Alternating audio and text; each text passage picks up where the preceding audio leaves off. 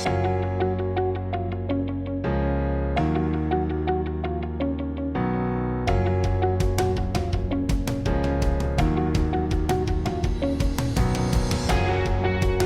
up, everybody? Want to do a kind of rundown and overview of my Saturn Kaboat here, which is the FKB430 model. It's a 14-foot long, inflatable boat. The tubes, I believe, here are about 18 inches in diameter. And the overall width, let me actually grab a tape measure and we'll measure that for you guys here. So internal bay space is about, we're at a little less, we're at like 22 inches of internal space, which is pretty good for this style of boat. And our overall width is around like 55-ish, 56 inches. It's a little over 4.5 feet wide in total. And I do like, so it's 14 foot, but it does have, I think the internal usable space is 10 foot long, which is nice. That's a decent amount because I mainly run these mud motors here with these long tiller handles, so it kind of places you up mid-center of the boat. So if you have a really short style of boat, more like your typical inflatable boat, you have no space left. But so far, this boat has been great to me. So we're going to start with what I consider the pros of it. And one of the biggest ones is probably its hauling capacity. Well, it's only a 14-foot boat. The weight that it can technically haul is over 1,000 pounds, I believe, or very close to it. So when you compare that to something like a 14-foot John boat, their typical haul weight is maybe 600. I'd have to check on that. I'll try and post it somewhere in here once I look it up. But they haul substantially less weight. One of the other huge advantages of this style of boat, particularly for my use case, is that it drafts so little water even when heavily loaded. And that is huge for, if you watch my other videos and stuff. I mean, we're running those super shallow rocky rivers in Virginia, and it being able to draft only maybe 6 inches, even loaded with almost 800 pounds of gear. So with it being able to draft only about 4 to 6 inches with almost probably 600 to 800 pounds of gear in it is fantastic. That lets us get up into those shallow areas, and when the river's low, and it just lets us move around the river far easier. And if you watch this type of content, like prospecting, metal detecting stuff, I'm sure you've seen Aquachigger with his what do they call them? The Mokais. And while those Mokais do great, they don't have hauling capacity, which was always my issue with them. So they can't haul nearly as much. And I would bet the weight of this is probably the weight of a Mokai. Or the Mokai probably weighs more, actually. I think this one's about 130 pounds as you see it right now. Plus, this one folds up and rolls up pretty tight, pretty small. I was able to fit it in the back seat of my truck. Getting it there by myself was a problem and a difficult task, but I managed. I have some other things to talk about with how we roll it up and stuff, but we'll get to that into the negatives. But positives, it drafts very little, it hauls a lot, and still drafts a little.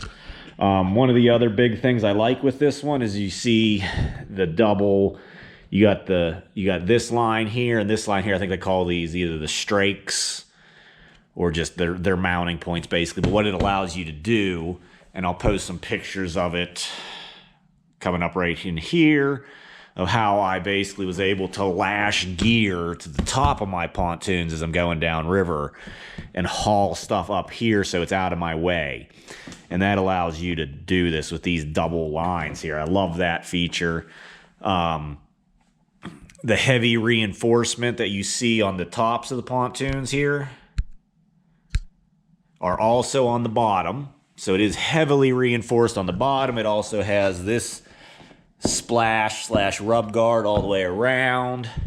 You got big heavy mounting points here, which I think are generally used for a trolling motor type setup, but I'm probably going to be planning to use these for a couple other different type of things that I'm probably going to try. But it has abundant D-rings in the front, a nice big one up here, another nice big one on the side here. This rope has actually held up pretty well on both sides, which is nice. Internal space, we have the inflatable floor in here, which when I have it fully pumped up, I can walk all over it. It feels super sturdy. Also with how this is with inflatable and the dual pontoons kind of, and how wide it is, it's super stable. I can stand on one side here, all my weight over here, and it barely tips up the other side. So its stability for how narrow it actually is awesome.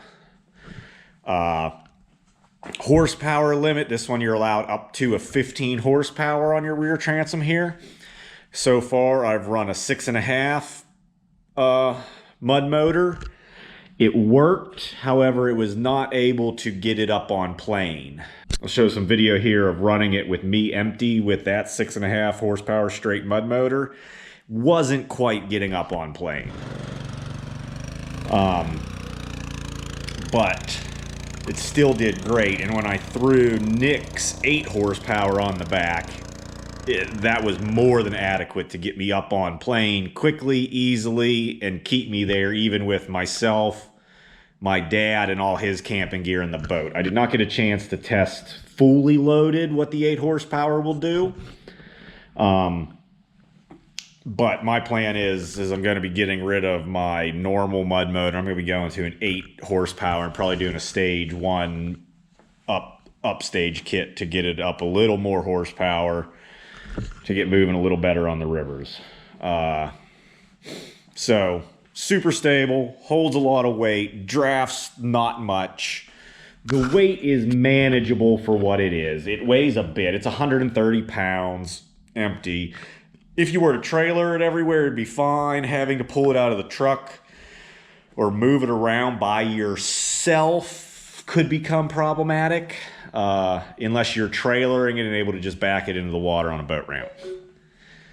However, there's always trade-offs with that, so I will take that weight for the hauling capacity, the stability, and the toughness of this one. So that's, all my plus sides there are, we got the paddle holders here, though I haven't used them much because generally I'm overloaded and I can't place them there. We got rod holders if you're into fishing. We got 2 rod holder setups that come with it. Yeah, overall, it's been a great boat for, I think, 3 trips that I've had it out now, with the one being almost 6 days and running over 10 miles of river, shallow river in low water conditions, and on the James in Virginia, which there'll be plenty of inset footage here of that. Fantastic. Some of the negatives and things that I'm not necessarily happiest with. Like I said, weight. I wish it were lighter, but I also understand that with the extra reinforcement that you get, the extra attachment points and all that type of stuff, you're going to have extra weight. So it's once again, that's one of those things that I can live with. I can't necessarily call it a negative. It's not a positive either, though. So it's kind of, I don't know. It depends on how you want to view that.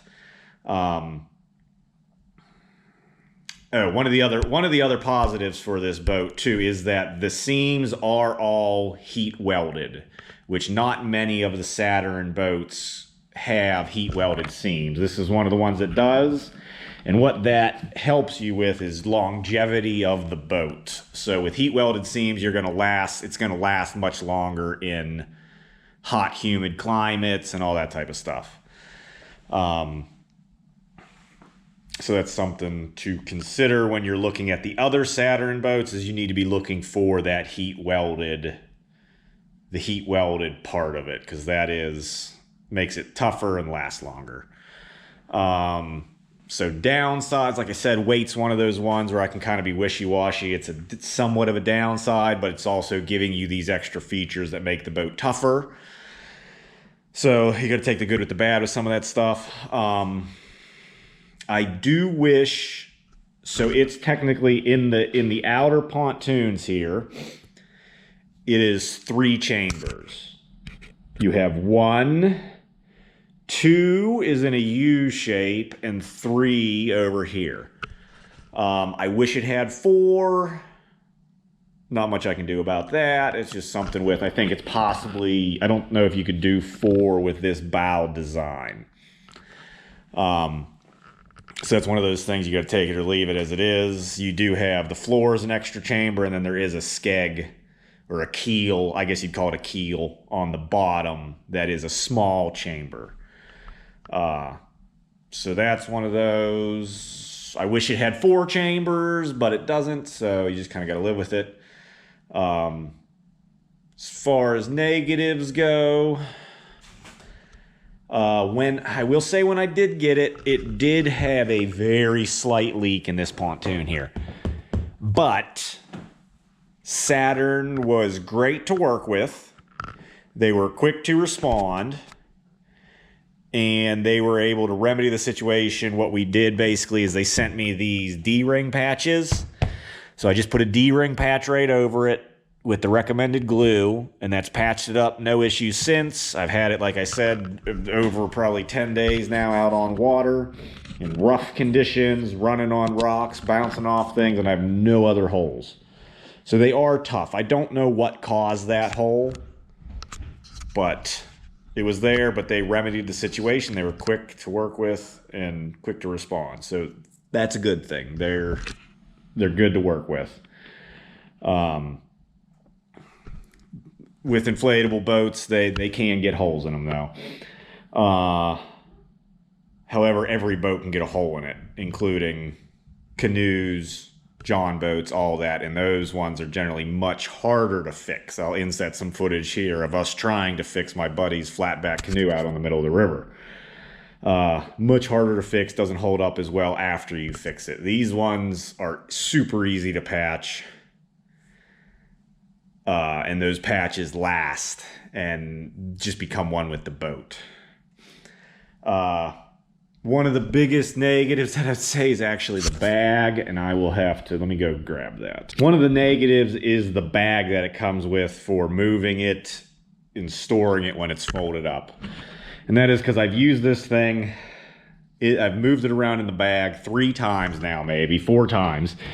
And the bag is already ripping out. And I was hearing tears and stuff happening in other places when I was attempting to pick it up by myself. And for a boat that's 130 pounds, if you're going to move it around by yourself and the bag is falling apart on you, that makes it even more difficult. So I need to come up with a better solution for that. But the bag, yeah, not the happiest with that. I don't know. It could just use heavier material, better stitching, better design. I'm not sure. My buddy with a similar boat that comes with a bag has basically the same issue, and it's a different brand. So it seems maybe it's universal across most of them that these bags are not that heavy duty. But when you're trying to move around a 130-pound boat, it's a bit of a pain. So, especially when it's ripping on you. That's what I would call that a downside. But yeah, that's my general kind of overview of the Saturn FKB430. Great boat, love it so far. We'll see how it holds up over more time, but we've got some good use out of it on some shallow rocky rivers here recently. And it's been great. And it's one of the boats I'm happiest with running on these rivers so far. So if you're looking for something similar to move around on shallow, rocky rivers in Virginia, North Carolina, South Carolina, Georgia, any of that, I'm probably recommending one of this type of boat. This, if not this one in particular, this style, which is generally called a Kaboat. That might be a Saturn trademark name, but there are other similar brands out there as well. In one of the next videos coming up, we will do a comparison between this and a competitor. But for this video, this is definitely, I am liking this boat a lot, and it's been doing great. Heavy haul, shallow water, you name it, it's done great so far. So there you go. That's a basic review of the Saturn FKB430. If you like this type of video, please like, share, and subscribe, and we'll be back with more.